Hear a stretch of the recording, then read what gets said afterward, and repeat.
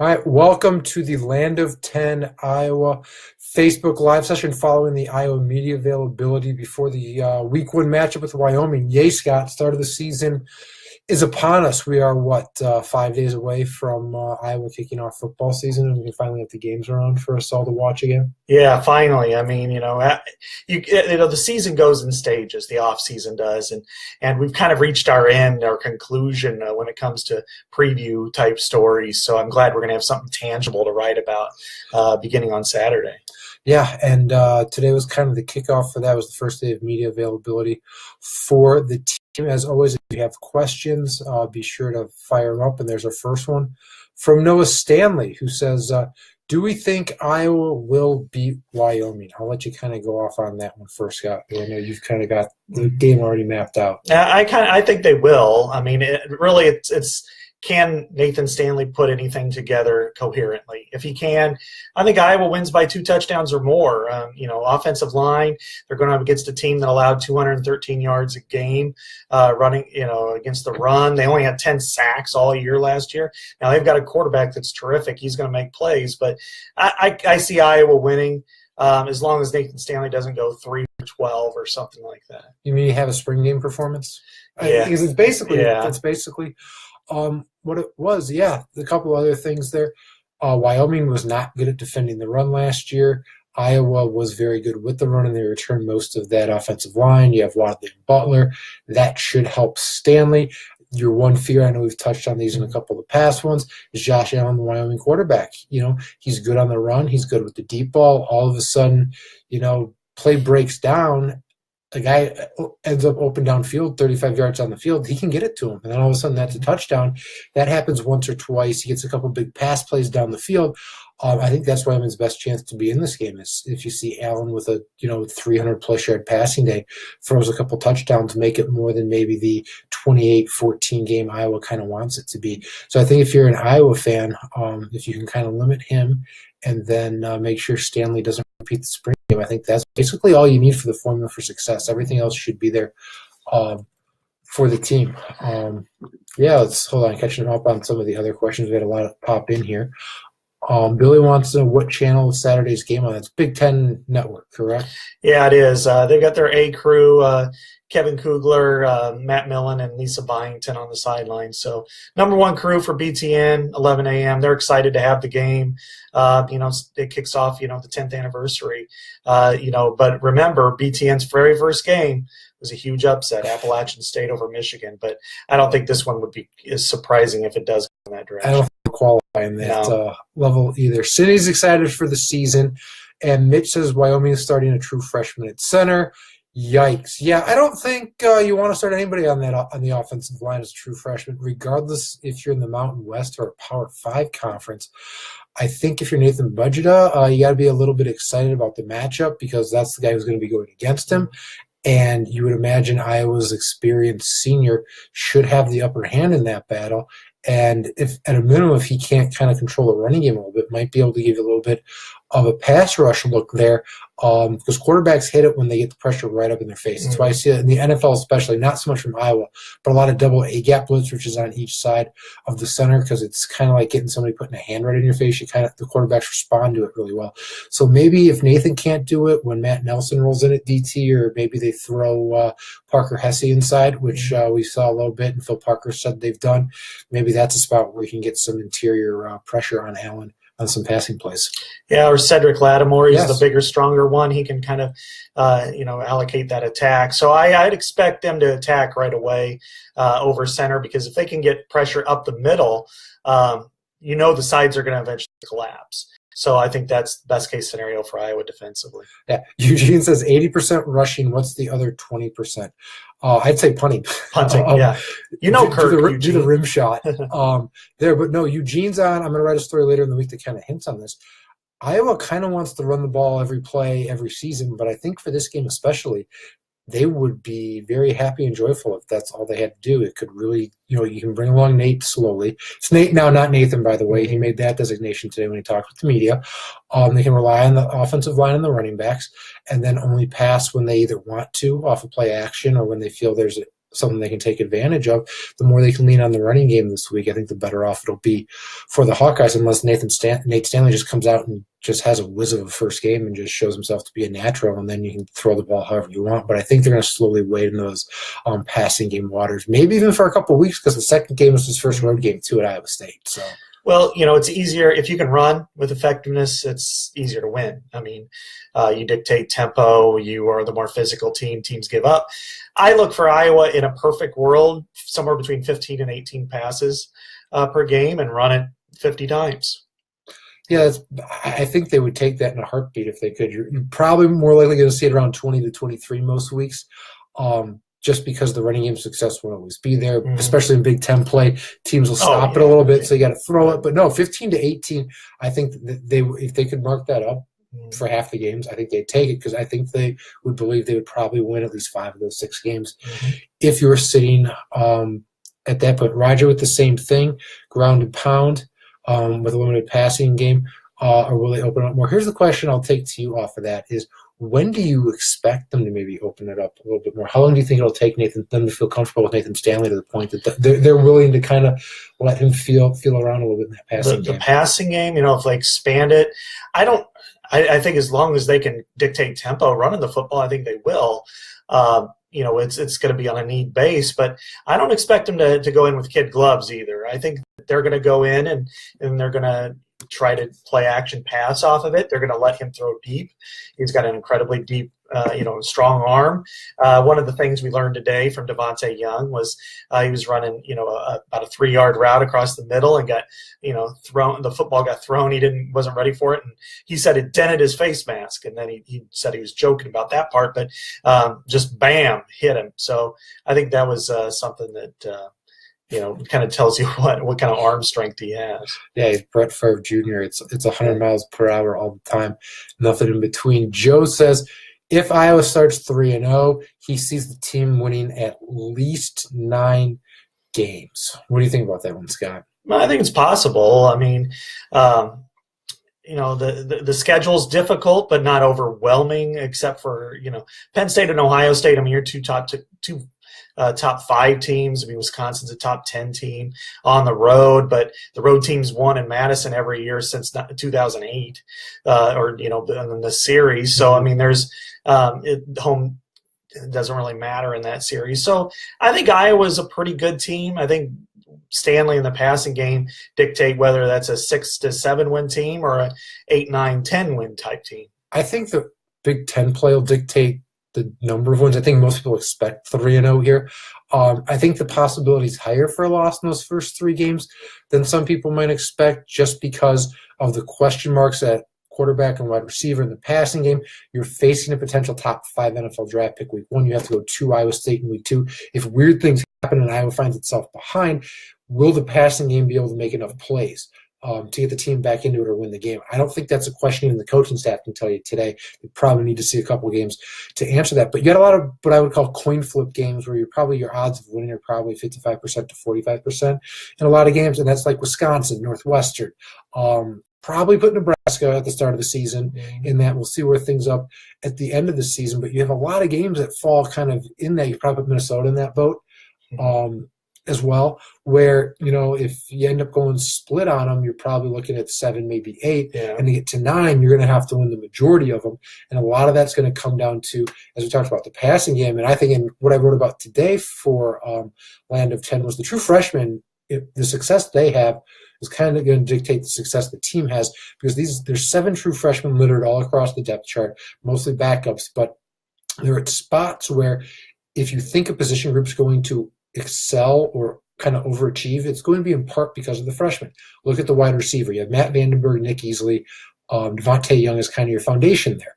And then you have all the freshmen, Amir Smith-Marset, Brandon Smith, and Max Cooper. When they flash and play well, you're going to think there's a lot of depth there. When they play bad, all the preseason questions will probably pop back up after those games with them. The more consistent they are, the more big plays they are, the better chance they have to overachieve. Same thing at DB.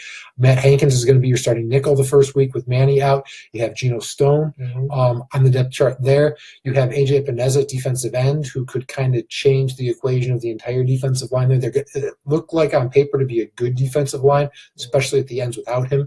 He has a chance to make them maybe one of the best ones in the league if he comes along. So they can kind of provide depth to this team in ways that the other guys can't. And so I think that, if they hit 9 wins, I think you're going to look back at Nate Stanley 1, anything that pops up with the passing game 2, and then the freshman is kind of some of your big points for there. And don't forget kicker. Yeah. I mean, Iowa traditionally, when they're good or bad, they play a lot of 3 to 6 point games. So, Miguel Racinos is the new kicker. You miss him.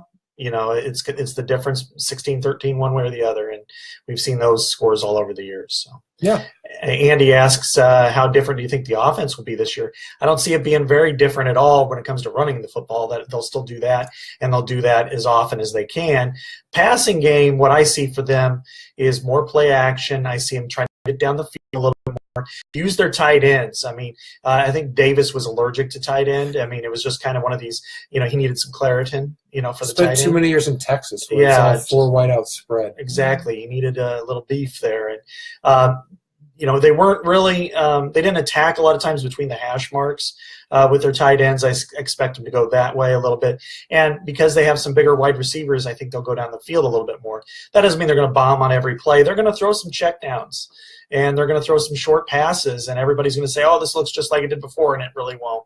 I do think that at times it'll bog down, but I think by and large it'll be a pretty healthy offense. Yeah, Darren says they need to use the tight end more, and I think this offense will, especially with the depth they have there. And Noah looks to be a future playmaker. He may be saying current playmaker by week 2 or 3, but he's definitely the guy in the future they're going to have to count on.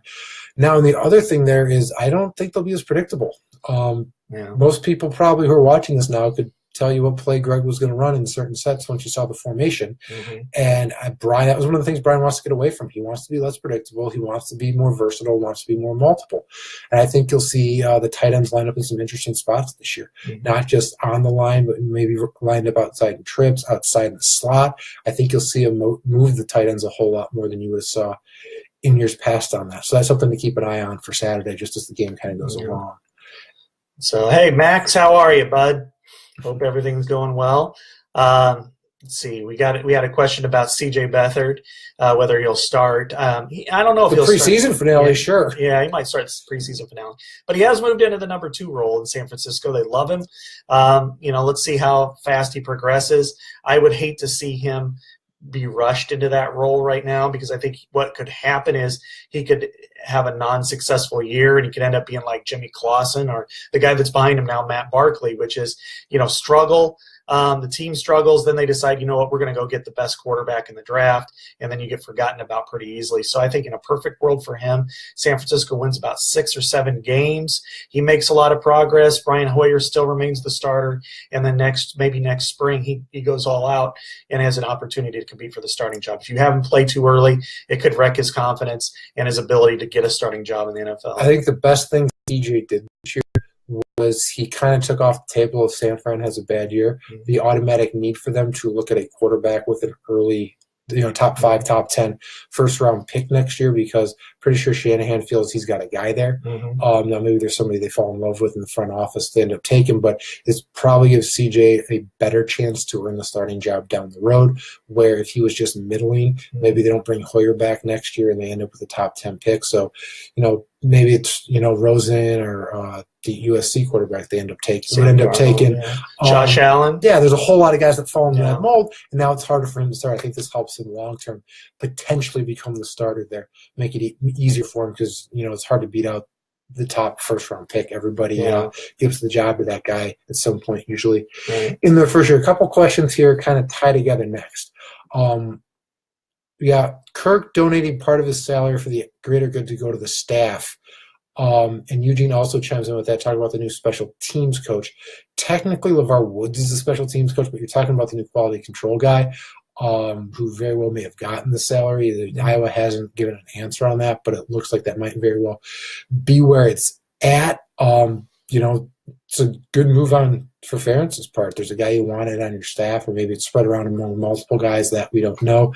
And, head coaches make enough money that they can afford to do things like this. I know other head coaches in the past have passed on getting raises themselves and pushed that down to their assistant coaches to ensure that, those guys get more raises. It's something that I don't think fans hear about, but happens quite a bit, and it's just one of those things where it's kind of a coach putting his money where his mouth is, where he wants to make the program the best it is. Mm-hmm. Some go for the most money they can make themselves, and others do things like this. And even though it's $50K, and to a lot of people that's a lot of money, but in the college football kind of coaching salary wise, it's not a huge amount of money, but it's still it just shows you what he's willing to do to kind of help ensure the program gets to the spot he wants it to be.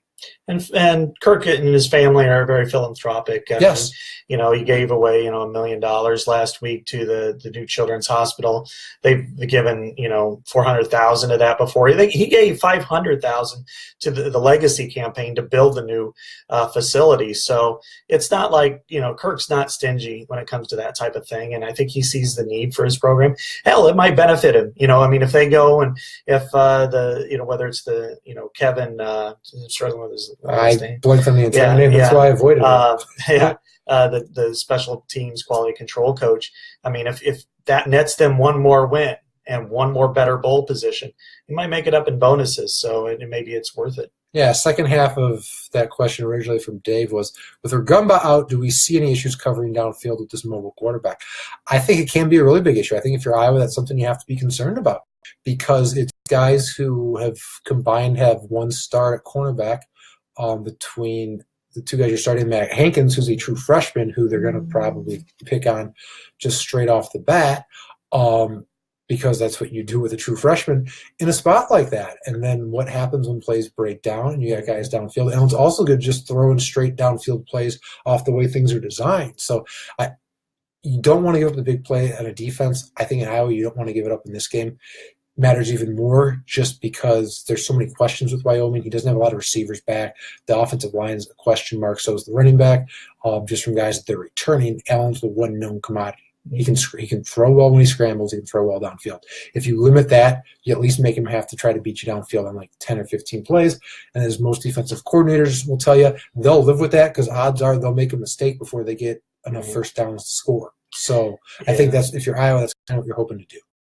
Yeah, I don't think he's going to be real patient. I think a guy like that against a team like Iowa, that's a notch in his belt if he can get that. With all the receivers down, a lot of scouts, there's scouts coming to town, or writers are coming to town to check him out. So there's going to be that interest there. He's probably going to feel some pressure. He doesn't have his guys. Gentry, I think, Taylor Gentry. Mm-hmm. He's with the Bears now. So he's going to feel pressure to make plays and fit balls in tight windows. And Iowa's their defensive backs are going to have to learn that you cannot give up on a play. You can't just, 5 Mississippi and let him go. Because he can make any throw on the field. That said, last year he threw 15 interceptions, 5 of which happened against Nebraska. By the end of the year, he was better. But still, if Iowa can pressure him, he's still going to try to throw the ball, try to hit a home run.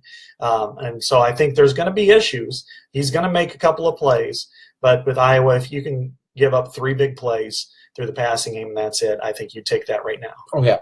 Multiple questions here about A.J. Epineza playing time. Will he start? Apparently, Epi's watching. So, Epi, if you have the answer on that, please let us know, because Kirk's not putting a freshman on the first line on the first game depth chart if he's starting at all. In fact, we have 7 of them on the second team. It's kind of surprising, A.J. being one of them. I don't think he starts. I think they want to bring him along slowly. I don't think they don't want the hype to build up around him. I think they kind of want him to earn it a little bit. Phil Parker has threw out 20 as his number of rep snaps early in camp. I think he exceeds that. I think he exceeds that by a lot. And I think by the second or third game, AJ will show he kind of not only deserved a spot on the field, but it was kind of like where you had Anthony Nelson and Matt Nelson last year, where you could start either guy there. I think you might end up with AJ in a spot with that this year, where he shows early on he's capable of being really where you have a 3 starting defensive end rotation. Just this year it's probably with Parker, Gesse, him, and Anthony Nelson, especially with Matt Nelson now moved kind of more inside.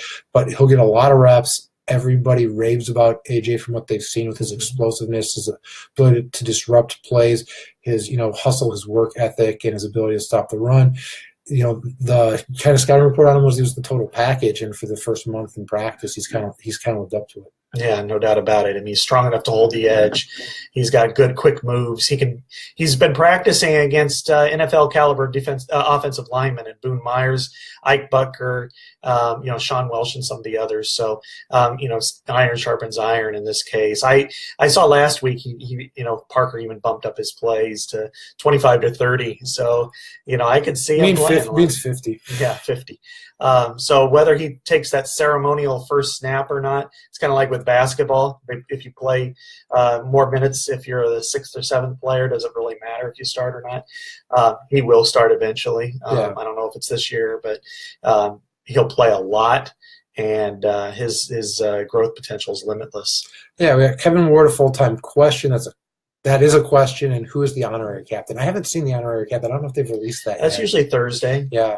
And correct me if I'm wrong here, since this is only my second year on this, the captains can be changed week to week, but odds are you're going to see the same individuals as those captains for most of the season. So my guess is you'll see Kevin Ward probably every game this year, but there is the possibility that somebody could come in as that special teams kind of captain spot that he's currently occupying. Yeah, I mean, he's a senior. They really like him. Came as a walk-on. Oddly enough, his brother, Ryan Ward, was a four-star.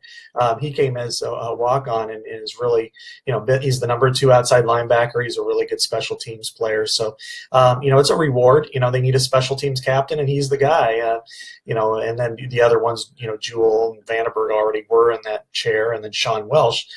So, I don't think it's a slide at all to the quarterback, but I think right now that's those are some really good candidates. Yeah, Bob asked, going to be a hot afternoon. Temperature, I think, is mid to upper 80s last I checked. Can Iowa outman Wyoming by having more/better backups? When I talked about the freshmen earlier and why they're going to be so vital to if this team's going to overachieve, this hits that point exactly. You have a couple spots like offensive line, defensive end. You have the depth there. You'll be able to overwhelm them. But you have a bunch of other spots where it's going to be these true freshmen who are going to be the ones playing. And on a talent-wise, they're probably better than the guys at Wyoming, but they've also never played a Division I football game yet. So in 6 weeks, the answer is probably a certain yes, but it's game one. Weird things happen in game one, especially when it's people's first game. Defensive back, you have guys all over there. Wide receiver. Basically, if you line up a 3 wide receiver set, that second 3 trio that you have is going to be all freshmen. So the talent's there for that to happen. In a lot of spots, it will be there, but there's going to be a few spots where you're going to need to see it happen on game day before I think you can totally buy into it. But yeah, that should hold true most of the time for this game, for the opener. I think the area you'll see it show up is if Iowa has a lead in the fourth quarter and Iowa can go out and just pound them. And then you even throw in a Torin Young in the backfield. He's going to play. Don't forget Ivory Kelly Martin. Yeah, and he's going to play some. I know he's going to return kicks and line up in the slot. And I kind of wonder where Tokes Akinrobade is right now. If I were them, I would consider redshirting him just because he played as a true freshman last year. But, and then, there are a couple of guys who aren't on the depth chart who've been dinged up, Jack Hockaday and Amon Jones. So, they're supposed to be able to go. But I think where the attrition doesn't work for Iowa is the secondary. No Manny Rugamba, Brandon Snyder's, out. I think that's an area of concern, I would say. Yes, very much so. Brian says, Mir Smith-Marset, what does his role on offense look like this year? I think it's going to be a larger role in the second half and the first half. Everybody raves about him. I forget who was asked today who the fastest wide receiver was, and he was the answer that came up. Akram Wadley says that's his dude. He loves watching him play. He said that since media day. It took him about 4 practices to fall in love with him. So he's somebody who can take the top off of it. He can be their downfield passing threat. We've seen plays at the open practices they've had where the Open Kids Day practice where they ran a reverse with him. I think I was going to try to get him the ball because they see him as somebody who can make the big plays for them that they lacked for the most part in that passing game last year. And you can see the explosiveness. I mean, I don't know how many of you watched the video put together by Max Allen and his crew. It's pretty interesting on the true freshman. And you can just see, he floats like a gazelle. I mean, he's really fast. He's tall. He's thin. I think he's got a special role in this offense. But then, Brandon Smith fits the part to me. I mean, he's 6'3", 6'4", 210 pounds, well built, huge hands. Probably this year, I think it's kind of a learning year for him. I think he'll make an impact, maybe 15 catches, 20 at the most. But then I could see him making that big jump, with Chris Doyle, getting him more prepared. So I think Smith Marsette's a keeper, and Max Cooper, to me, I've been high on him for a long time. It's just catches everything. A tough, hard-nosed, try-hard guy that has a lot more talent than people think. Yeah, Myron says, the Hawkeyes need to start out pass to shake things up at the start. I will tell you this. I think one of the first 3 plays will probably a pass play, something short, easy. Nathan Stanley likes to have him get a completion to get him off there. I wouldn't be surprised if that's the first play. You see him line up in something, 2 tight ends, a fullback, a running back, play action fake. Maybe a rollout where you hit the tight end that goes against the grain, should be wide open, or maybe you hit a fullback in the flat or the running back or something like that. That wouldn't surprise me because I think even Wyoming would expect that first play to potentially be a pass. But I think there will be one early to kind of hopefully just settle Nate down a little bit. Yeah, remember last year when he came in against North Dakota State, came in at a pivotal point in the game. C.J. Beathard was hurt. They play action pass right away, and he hit George Kittle for 39-yard gain or something like that. So they're not afraid of him, and there's no reason to be afraid. But that said, Iowa's going to win this game with its running game. If it runs for 55 yards on Saturday, it loses, and it has the advantage. You're talking about a team that allowed 5.3 yards per carry, 200 yards against the run per game last year. They only had 10 sacks. Go right at them, attack them. That's your strength. Dictate tempo that way. They'll pass, but winning is the most important quotient. A couple Brian Ferentz questions here. Yeah, he will script. We haven't talked to him about it, but every offensive coordinator scripts plays. So the number we don't know, and that changes guy to guy, but he'll do that. And it's yet to be decided if Brian is in the field of the press box. If it is decided, Brian hasn't told Kirk because Kirk didn't know today. So that's where we sit there. Don wants to know who the wide receivers are. Basically, Matt Vandenberg and a bunch of guys who were on the roster last year or didn't play last year. As the short answer. Matt, and then the JUCO transfer from Iowa Western Community College, Nick Easley, are the 2 starters on the depth chart. Nick was a junior college All-American, I think 95 passes or something last year. Think of him like Riley McCarron. Short guy, small guy, can make plays in space. That's kind of him. We've talked about all the freshmen they have. You also have Devontae Young, who's on the depth chart. Adrian Falconer may see some time at wide receiver. So there's some bodies there. A lot of it is just unknown. And a follow-up on that is how's Matt Quarles doing? The transfer from New Mexico. They say he's coming along. He's still learning the playbook. He's kind of flashing, showing his playmaking ability a little bit more and more. It's a question of how long it takes him to learn everything before he can make an impact. My guess is by October, you'll be seeing him a whole lot more than in September, and you'll see him making more of an impact the second half of the season than the first half of the season. I think you can treat him like a junior college transfer that arrives when camp starts or in the middle of camp, because that's essentially what he is. And historically, that's kind of how those guys perform. Yeah. All right. Andy says, does Pulisek's addition to the staff change the offensive scheme at all? He has input into it, but not really. I'm sure he has his own ideas and thoughts, and they're welcomed. Brian Ferentz seems to be welcoming of new ideas. He has, Consigliere there, Ken O'Keefe, and they want to change some things up. So I think he does. It helps change. Make a couple of changes, but wholesale. The foundation is set. They are a zone blocking run team, and that's not going to change until the head guy changes. Yeah, it might be a few minor wrinkles is what Tim brought in, but that's probably about it. Brian wants Iowa to mix up the offensive plays. I think you will see that with Brian Ferentz a little bit. And then Roger asked an interesting question here. Do we expect to see Iowa to blitz much or play straight up?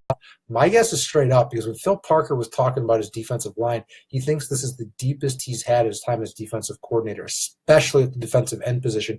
They have a lot of guys who can get after the passer. A.J. Epineza and Anthony Nelson, I think, are your two best guys. They both have the potential, if they were to get enough reps, to be double-digit sack guys. With the depth there, it might not happen. They also play Matt Nelson inside. That's a defensive end, a defensive tackle. Parker Hesse got reps there. They can basically run the NASCAR package with four guys down there to pass rush. I think he's going to let those guys go and see if they can do it. He kind of hem and hawed even on the Raider package because he thinks with the line play they have, they might be able to get enough pressure just with that and not have to do anything exotic, especially in a game like Wyoming where you're playing a Mountain West team, a North Texas. I'd even put Iowa State there because their offensive line is not the strength of that program. In Big Ten play, you might have to mix it up a little bit, but I think they'll try to just get it with the line to start with and then come in with blitzes if they have to off of that if it doesn't work how they want to this week. I can see them once in a while coming up with a blitz, but I don't think they're going to go Raider. I don't think they need to against this team. I mean, with Jewell and Bauer, they should have enough freedom that if they exceed the gap, they can go to it. They've been given, veteran linebackers have been given that, freedom in the past, James Morris, Anthony Hitchens. I expect the same here, and both of them can really thump.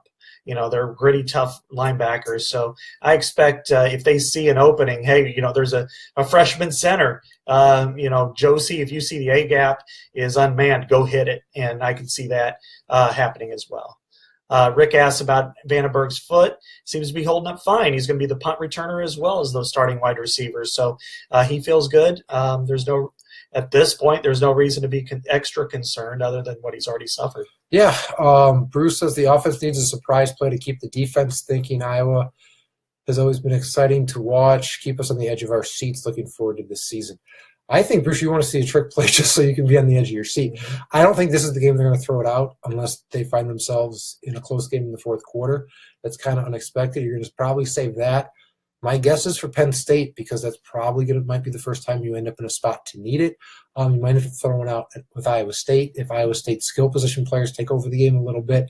But I don't think you'll see it early on because they'll probably be able to win the game just by rushing the football and then basically stopping the Wyoming offense from moving the chains.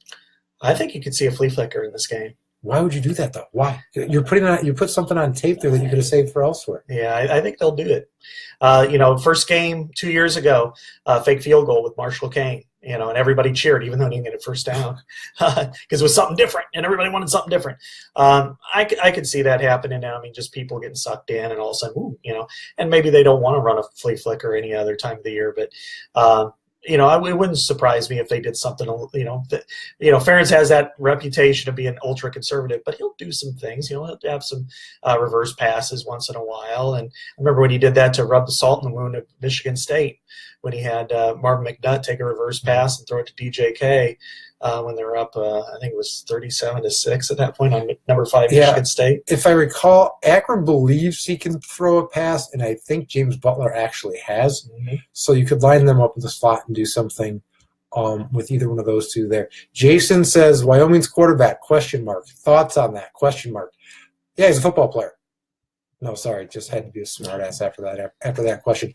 Allen's good. He's probably one of the best signal callers in the country, and the NFL is gaga over him because he's tall, he's big, and he has a rifle for an arm, and that's what NFL front office guys and scouts have kind of oogled over for years, the way most high school boys oogle over, the prom queen.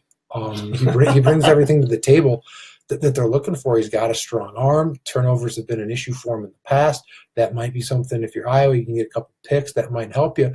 But the guy's a legitimate NFL talent, so you kind of got to treat him like that. Iowa coaches all kind of refer to him as the best quarterback they've seen in a spot like this since Big Ben in 2003, which is an apt comparison. A non-Power 5 team, a quarterback that looks to be a first-round talent who's got a big arm and is a big-bodied guy.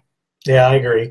I've been watching this team for a long time, covering it, and there hasn't been a prospect like him since Roethlisberger. I mean, the other prospects, there's been some good quarterbacks. I mean, Troy Smith won the Heisman in 2006. Beathard's in the NFL, and there's been some others too. Curtis Painter with Purdue and a few others. But we really haven't seen a prospect like this in a while. So there will be scouts there to watch him. I'm anxious. I look at him and I see kind of Carson Wentz, a big 6'5", huge arm, can move, can do a lot of different things. And if he can keep him in the game, then I think he proves his value. This game's not going to dictate whether he's a number 1 pick overall or not, unless he goes 11-29 with 4 interceptions, which Roethlisberger pretty much did when he came to Kinnick in 2003. Yeah, we have. Dan says, will Iowa ever schedule any strong teams before conference play? Most likely not most years. Iowa State's that team for you now with the way you only have 3 games. If you want that, kind of root for Iowa State to become a better program. It's with the way it goes, they want to use kind of at least one game for an easy win North Texas-esque game, which everybody does, and then somebody like a Wyoming-esque team that is kind of slowly building you up to Big Ten play is kind of that step between the North Texas and the Iowa State. Maybe if they could see in advance that they had a team they thought was going to be really good, they'd play in one of those games that ends up in Arlington or something else in the first weekend, or go to Chicago for something. But it just sounds like it's something they kind of might be interested in the right situation, but the right situation is hard for them to find with only 3 non-conference games now. They're limited. They're chained. They're shackled to Iowa State. I mean, that's really what it is. That's why Wisconsin gets to play Alabama and LSU and teams like that. Nebraska goes to Oregon. Iowa can't. But only 2 years ago they played a Pittsburgh team that won 8 games, had NFL talent in it. They had a 4-year deal with them. So Pittsburgh was a pretty good team and a pretty good league, an ACC team. So it's not like they're playing poor teams. Wyoming won its share of its division in the Mountain West. That's probably, to me, along with the American, pretty good league. North Texas went to a bowl game, albeit they were 5-7 last year, but they won it. So it's not like they're playing pathetic teams. But I understand, and I get it. I wish they could do the same thing, which is play a name program. I mean, we'd love to be going to Dallas this weekend and seeing Texas A&M, Iowa, or Arkansas, Iowa, and Kansas City. But it's just Arkansas, Iowa wouldn't be a football game. It would just be an exhibition of Brett Bielema eating ribs against whoever Iowa wanted to put out to go against them. That would be better than a football. Better than what it'd be. Iowa would bring down all the pork, and Arkansas would cook it up in the parking lot at Arrowhead. But no, so it's something everybody wants to see. I think Iowa wants that kind of variety, but they're stuck. They're stuck to, they need to have 7 home games to pay the bills. Mm-hmm. Nobody's just going to come here. You're not going to get LSU to come to Iowa City. That would be a great home and home, though. Yeah. Oh, imagine being able to go down there then for the give back game. Yeah, that would be really fun. Right. If we could schedule the schedule of sports writers, it would be exactly, I think, more like what you're looking for as fans, because we'd enjoy it for the same reasons you would. And also, you get to find out a little bit more about your team before you get in the league play, which I think is a benefit too. Unless it's a really young team across the board, then you probably don't want it. But in most years, it's probably a good thing. Bob wants to know, how come people dog Ferentz? That's a 3-hour conversation for its own Facebook Live session. The guy kind of, comes across as boring and predictable, and you know what you're going to get out of Iowa. Most years it's maybe around 8 wins. You're going to jump up every so often and get a 10-win team or a team that wins the conference. But you've gotten to the point where that 8-win team, that 7-win team is kind of, doesn't feel stale, but it almost feels predictable.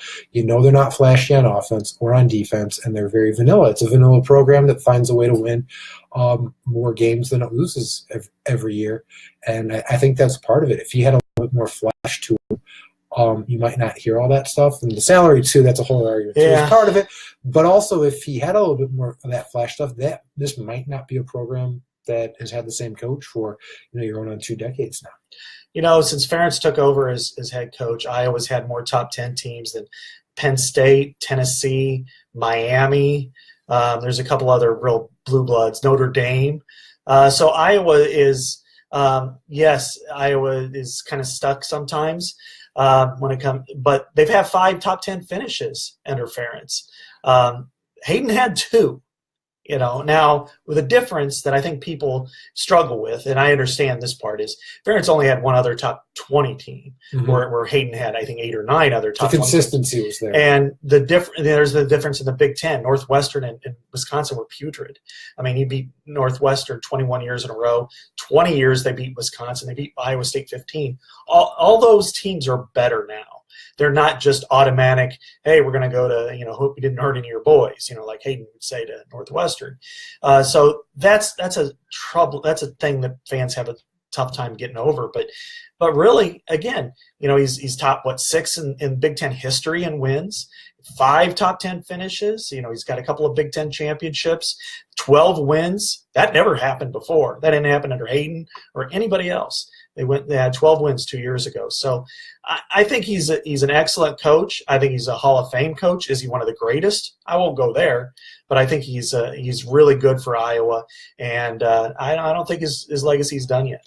A couple questions on the secondary. What do we predict there? And is it the weak point of the team? I think it is the weak point of the team, especially week 1. You're without Snyder, you're without Manny. There's so much inexperience. The only true returning starter struggled last year immensely, and you need to see growth there. Even when you get Manny back, it's a group that's been untested. You don't know what you have there. Phil Parker has a good track record of being able to produce good secondaries, but I think you're going to have some bumpy spots early, and that's the question for me is how much do those bumpy spots cost this team? Is it against Wyoming, and does it do a couple big touchdowns that now makes the team closer than you thought? Same thing with Iowa State. You just don't know. I think by the time you get maybe towards the second or third week of Big Ten play, they'll have an idea of what they have and what they should do. Now, I know in that ballpark is Penn State, so they may know what they have, and it might not look how you think it does or want it to, but I think by about the third or fourth week, they'll have an idea what they want to do. I think the big question there is, can they kind of survive until they know what they have, and do any injuries pop up that hurt them any more than they already are there? Because you're down a couple guys there, and you also have that second line as a bunch of true freshmen there that we don't know what they can do yet, and neither does the coaching staff. They won't have a true idea until the bullets start flying on game day. Yeah, that's the problem. What if someone goes down with a hamstring? Yeah. Now, in 2013, Jordan Lomax was the starting corner. He went down with a hamstring in the first quarter. Desmond King came in. But I'm not going to say Matt Hankins is Desmond King. If that happens today, you then go with Matt Hankins fills a starting spot. Then you also probably move Josh Young, another true freshman, in the nickelback spot. That's two true freshmen. Josh Turner, sorry. That's two true freshmen out of your three cornerbacks. You don't want to do that. Even Nick Saban and Bama doesn't want to do that. Right. So that's a really bad scenario for him. Losing Manny kind of gave away the wiggle room for this game. If anybody goes down, that could be a tough spot for him. Yeah. We've had a couple people chime in with inexperienced Wyoming wide receivers. Iowa defensive backfield should cancel out. One thing I would say there is Allen might be the trump card there. If the plays break down, he can throw the ball. He can throw well on the run. Just be careful of him in the deep ball. And, yes, we've got a couple other people chime in that Iowa's pass rush should help offset that. I agree with you. I think the pass rush is the biggest thing for Iowa's defense that can help the secondary in this game. If they can consistently get to Allen, that is going to change the entire dynamic of this game because he won't be able to throw the ball deep as often as they want, and he'll probably be forced to throw it earlier than he wants to, too, which will drive down the completion percentage. Right. Blake says, how bad is our quarterback, LOL? Well, I'll reserve judgment on good or bad, and not after this game, but after maybe the first month. He may have a rough game. He's just getting used to it. So Ricky Stanzi struggled a lot early in his career, but he did win 3 bowl games. All right, we've got time for a couple more, I think, here. Brian says Kirk has bad time management. That is true. I think they've had that's been an area where they've struggled. Adam says Jewell is a beast, and I think I agree with that. What else we got here? Scott says it is Wadley, a running back, a wide receiver. He is a playmaker. He is a running back first. To see him in the slot. You got to remember last year he was second on the team in rushing attempts, first on the team in rushing yards, going over 1,000. Second on the team in receptions, receiving yards, touchdowns.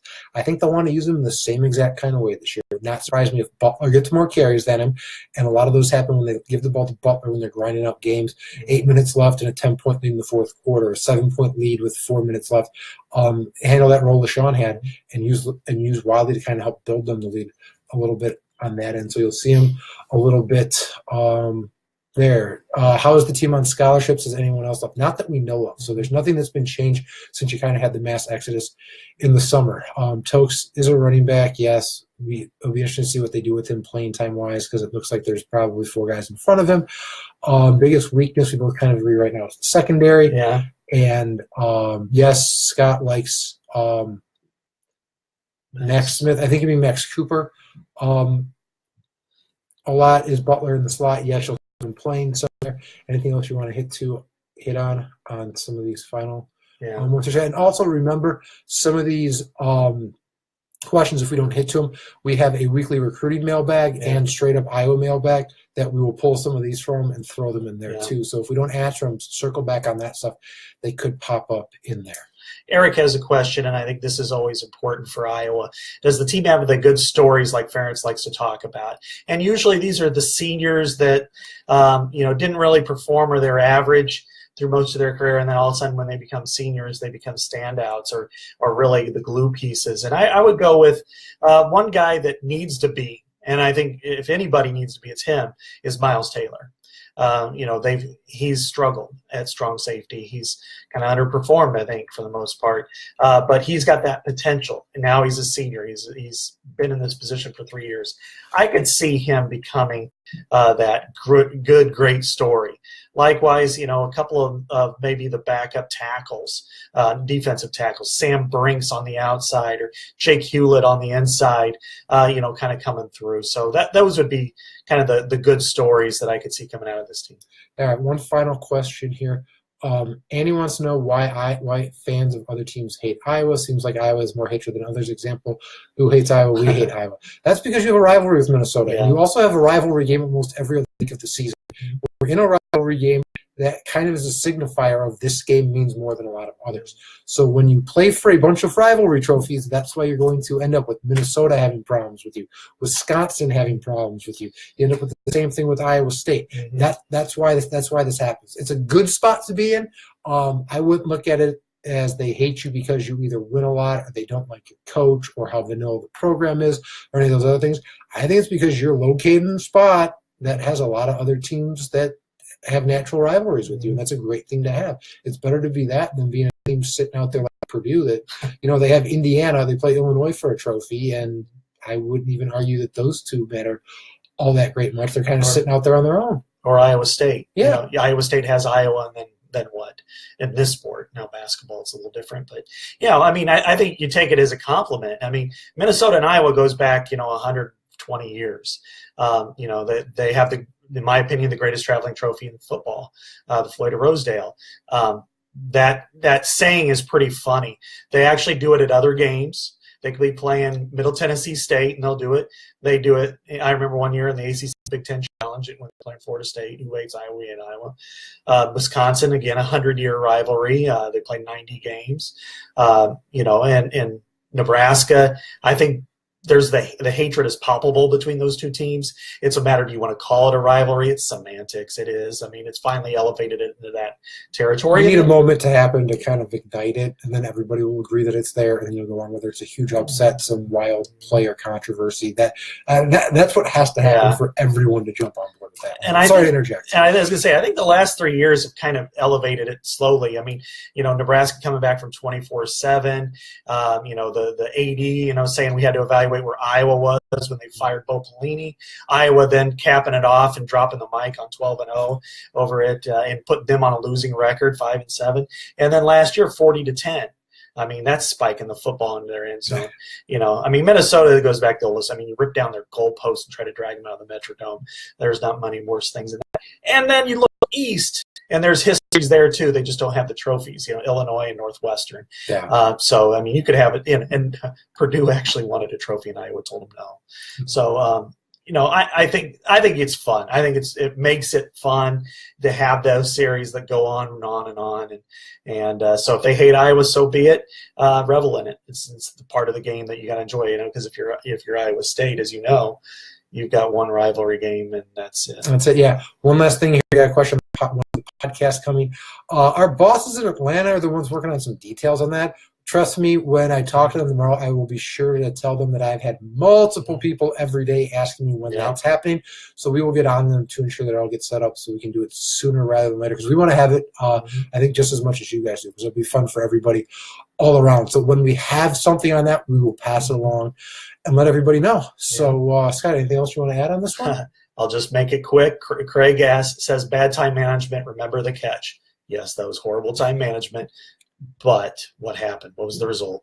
I know, hey, it's easy to complain about it, but hey, the play was magnificent. So just have fun with it. So I'm good. All right. Yeah, everybody, thanks for coming along for this Facebook Live session. We had a blast. I hope you guys did too. We will be back on Saturday for game day. I will be there for the Spirit Walk with the team. Scott will probably pop up pregame sometime like he normally does in the field to go over some things, and we'll recap everything just before kickoff for any last-minute notes and again after it ends. So we'll see everybody again on Saturday. All right. So see you later. Everyone.